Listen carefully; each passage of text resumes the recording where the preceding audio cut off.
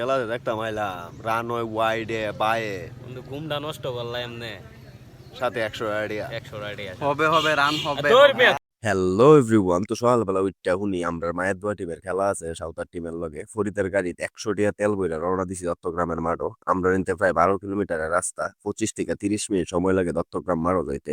খুব বালা এনার্জিটা লয়ে গেছিলাম খেলাটা দেখতাম। আর আয়া পড়ছি, এটা হইতেছে দত্তগ্রামের মাঠ। এই মাঠও আমরা খেললেই ঘরের দুয়ারে আইরা যাই। যাই হোক, সাঁওতাল টিমের বেই আয় আসছে।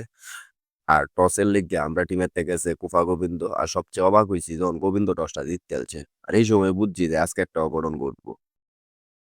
আর আমরা টসটা জিততে দইটা গিয়ে ব্যাটিং লয়েছে। আর নামতে যে মনে হইতাছে রোহিত শর্মা আর বিরাট কোহলি নামতেছে। আসলে এরা কিন্তু বাংলাদেশ টিমের মতো উড়ে আর যায়। প্রথমে 3 ওভারই হেরা 4 উইকেট গেছে, কেমন প্লেয়ার দিয়েছে কিন্তু পরে আবার 1-2 জন খেলাটারে দৌড়ালছে। অপারে 2-3 নিলে নেয়, নাইলে নাই।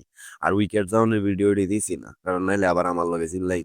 এরকম সুন্দর খেলছো, তোমার অনুভূতি কি? আমরা আশা রাখছি ক্যাপ্টেনের উপরে। আর হিন্দা আমরা ক্যাপ্টেন খেলতেছে লর্ড শান্তর মতো, চোখে বলই দেন আর রান তো করবো পরে। তোমরা কি জিততার বা? খেলা তো মাত্র 3 ওভার চলে। তোমরা যে বাবা মা তো মনে হয় 100 আইডিয়া খরচ করে তেল বই রাইছি, এটা একটা পানিত গেছে গা। পানিত না গেলেও মোটামুটি গাড়ি তো গেছে। যাই হোক, অনেক কষ্টে কুতায় মুতায় আমরা টার্গেট দিছি 122 রান 14 ওভারে। আমরা টিম কিন্তু আবার বোলিংটা বালাই করছে।